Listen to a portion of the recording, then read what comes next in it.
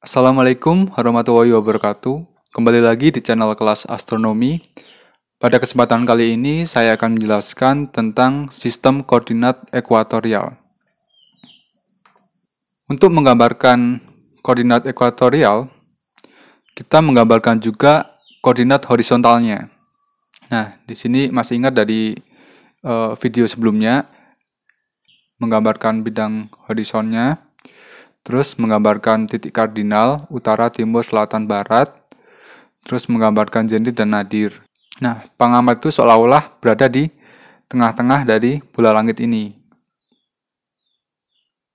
Untuk menggambarkan koordinat ekuatorialnya, kita gambarkan kutub langit. Nah, di sini ada KLS yang berarti adalah kutub langit selatan.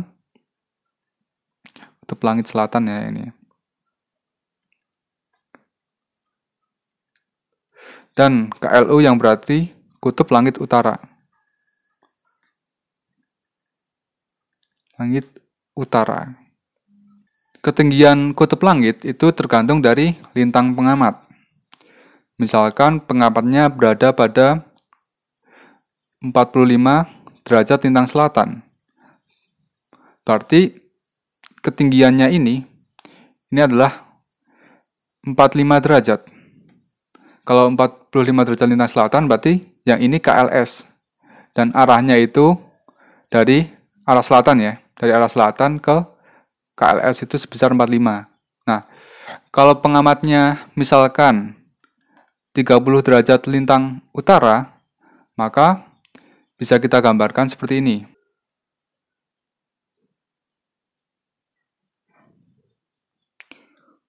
Kita gambarkan titik kardinalnya. UTSB dan titik zenit sama nadir. Kemudian kita gambar kutub langit utaranya.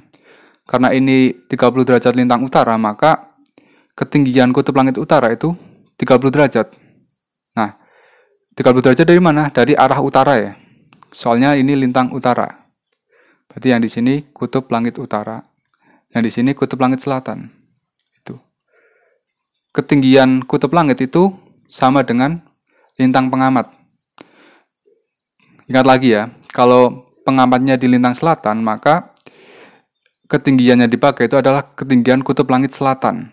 Misalkan 45, berarti di sini 45 derajat. Kalau pengamatnya di lintang utara, yang dipakai adalah ketinggian kutub langit utara. Yang diukur dari arah utara. Selanjutnya, ada lingkaran dasar. Yang ini adalah lingkaran ekuator. Nah, lingkaran ekuator ini berjarak 90 derajat dari kutub langit. Baik itu kutub langit selatan maupun kutub langit utara. Ini adalah ekuator langit. Kemudian, ada titik yang istimewa, yaitu titik Aries. Titik Aries itu biasanya disimbolkan dengan simbol gamma, yang ini ya. Nah, titik Aries sendiri itu adalah titik Aries adalah titik perpotongan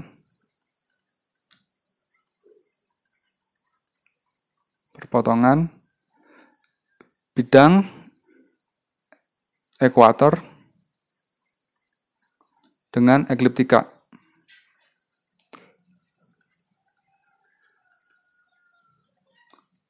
Pada node naik. Jadi kan bumi itu mengorbit matahari, misalkan ini matahari ya, mengorbit dengan kemiringan tertentu, yaitu sekitar 23,5 derajat. Ini orbit bumi yang ini. Titik perpotongan bidang ekliptika, yaitu bidang orbit bumi dengan bidang ekuator, itu yang node naiknya di sini itu adalah titik Aries. Itu ya. Nah, titik Aries ini terjadi saat tanggal sekitar 21 Maret. Kemudian bumi akan bergerak berlawanan arah jarum jam. Kalau Juni di sini, 22 Juni. Kalau 23 September di sini. Kalau sekitar 22 Desember itu berada di sini. Dan kembali lagi di sini sekitar tanggal 21 Maret. Titik Aries ini penting. Kenapa? Karena pada sistem koordinat ekuator, titik Aries ini digunakan untuk acuan, yaitu untuk mengukur ascensio recta.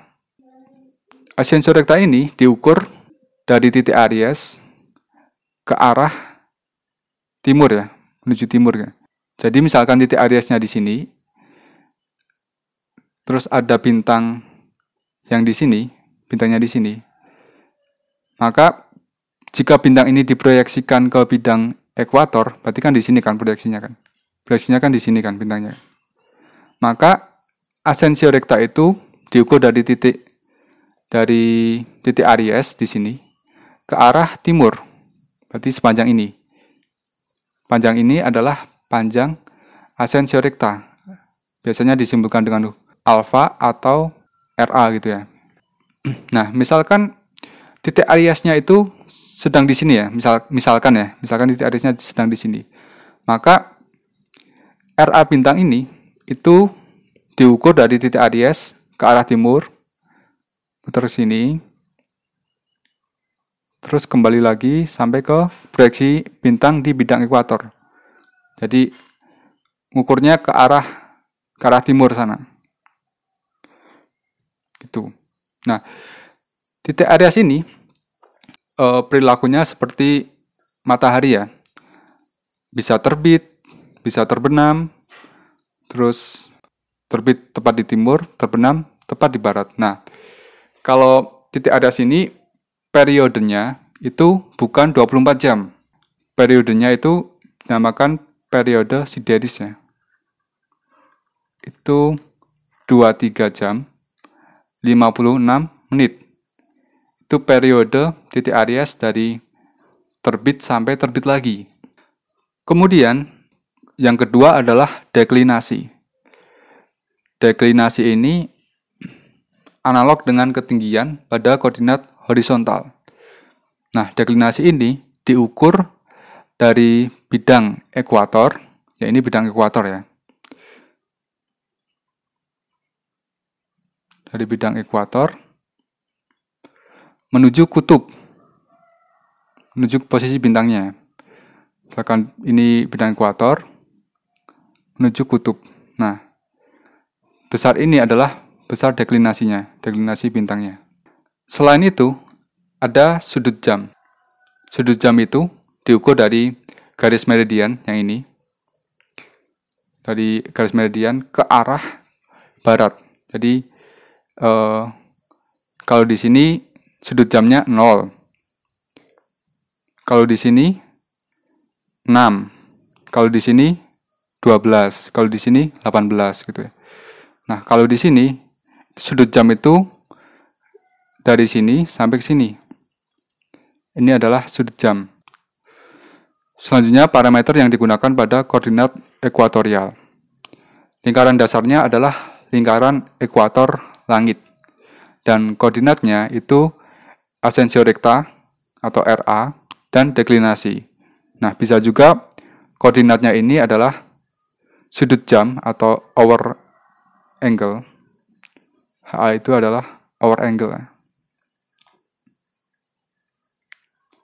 Sudut jam. Dan deklinasi.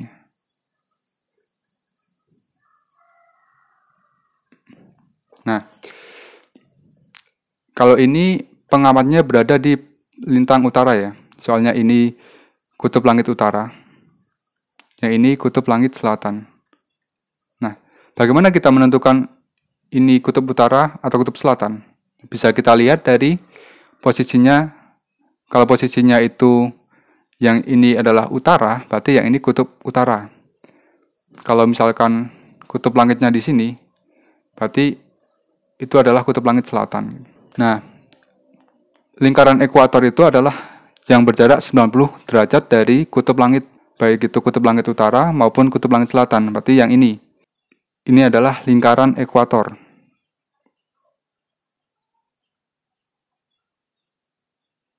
Nah, kemudian ascensio recta itu diukur dari titik Aries. Titik Aries biasanya disimbolkan oleh simbol gamma yang ini ke arah timur. Jadi kalau ini titik Ariesnya di sini, ini titik Aries ya.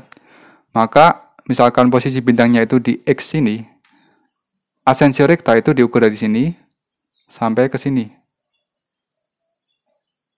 Ini asensio rekta ya. Kemudian deklinasi. Deklinasi diukur dari bidang ekuator, ya ini, ke arah kutub. Kalau bintangnya di sini berarti besar ini adalah deklinasi. Besar ini. Nah, selain asensio rekta, kita bisa menyatakan koordinatnya dengan sudut jam dan deklinasi. Nah, kalau sudut jam itu diukur dari meridian. Berarti dari meridian kan sini, garis yang ini. Dari meridian ke arah bintangnya. Proyeksi bintang di bidang ekuator. Jadi, dari sini sampai ke sini. Itu adalah sudut jamnya ini ya. Ini adalah sudut jam. Sudut jam atau HA.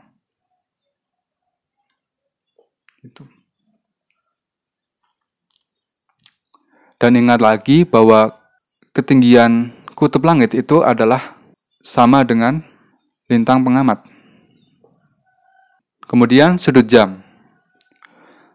Ada hubungan antara sudut jam dengan asensio rekta sebagai berikut. Yaitu LST itu adalah HA bintang ditambah RA bintang.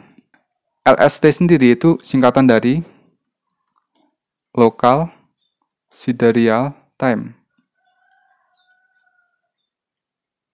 Nah, Local Sidereal Time ini adalah jam yang acuannya titik Aries. Kalau jam yang kita gunakan itu adalah acuannya matahari kan. Kalau LST acuannya adalah titik Aries. Dan periodenya ini periode sideris yang bernilai 23 jam 56 menit. Titik Aries itu berada di bidang ekuator. Bisa terbit dan bisa terbenam. Nah, ketika titik Aries di sini, itu LST bernilai 0 jam.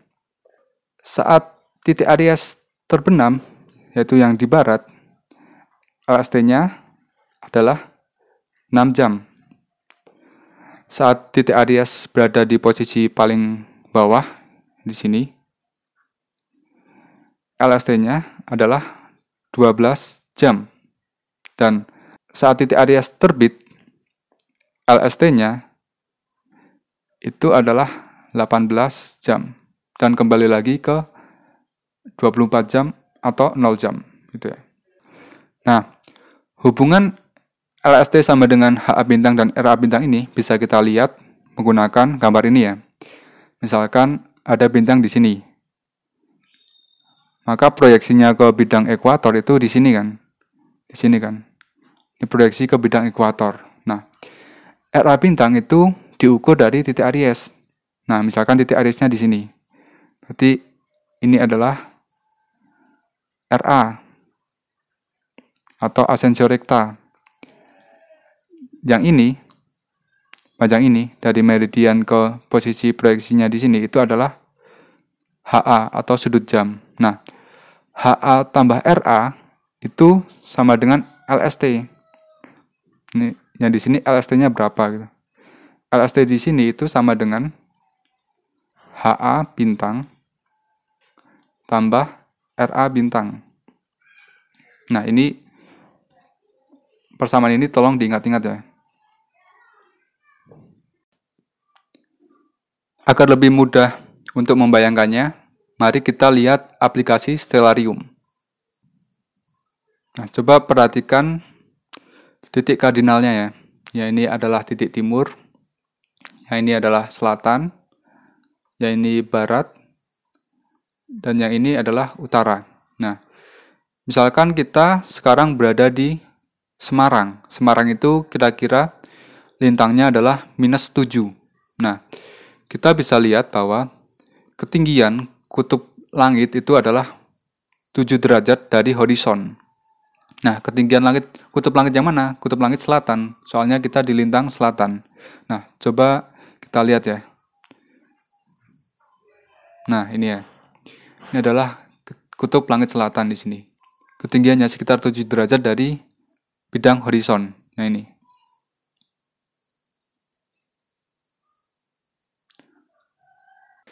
Kemudian kita bisa melihat ekuator langit yang berjarak 90 derajat baik dari kutub langit utara maupun dari kutub langit selatan. Ekuator langit bisa kita setting menggunakan ini ya. Ekuator langit. Nah, yang ini. Nah, ini ekuator langit ya. Tepat memotong titik timur, kemudian ke atas. Nah, ini nggak tepat di zenit ya. Nah, zenitnya di sini bergeser kira-kira 7 derajat. Soalnya ya ini juga bergeser 7 derajat kan di sini kan. Kemudian sampai ke arah barat dan memotong tepat di titik barat di sini. Itu bidang ekuatornya. Nah,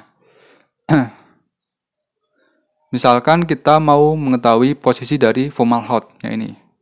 Dengan menggunakan koordinat ekuatorial, koordinatnya bisa dinyatakan dalam asensio rekta dan deklinasi, atau sudut jam dan deklinasi. Nah, untuk pengamatan biasanya lebih mudah dalam menyatakan dengan HA atau sudut jam dengan deklinasi. Nah, kalau menggunakan sudut jam, maka kita tentukan dulu meridiannya.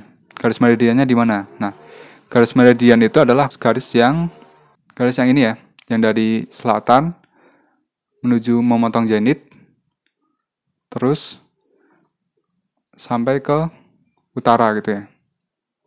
Itu adalah garis meridian. Nah, kalau kita mau menentukan Fomalhaut yang tadi, yang ini. Nah, kira-kira kalau dari meridian ini, Fomalhaut itu ke arah barat atau ke arah timur? Ke arah barat kan? Soalnya ini utara, berarti barat ke arah kiri, timur ke arah kanan gitu. Maka kira-kira Fomalhaut ini mempunyai HA 1, 2, 3. HA kira-kira 3 jam. Sudut jamnya 3 jam. Dan deklinasi kira-kira 10, 20, minus 30. Jadi Fomalhaut ini koordinatnya adalah HA-nya kira-kira 3 jam. Ini HA-nya 3 jam. Dan deklinasinya kira-kira minus 30 derajat.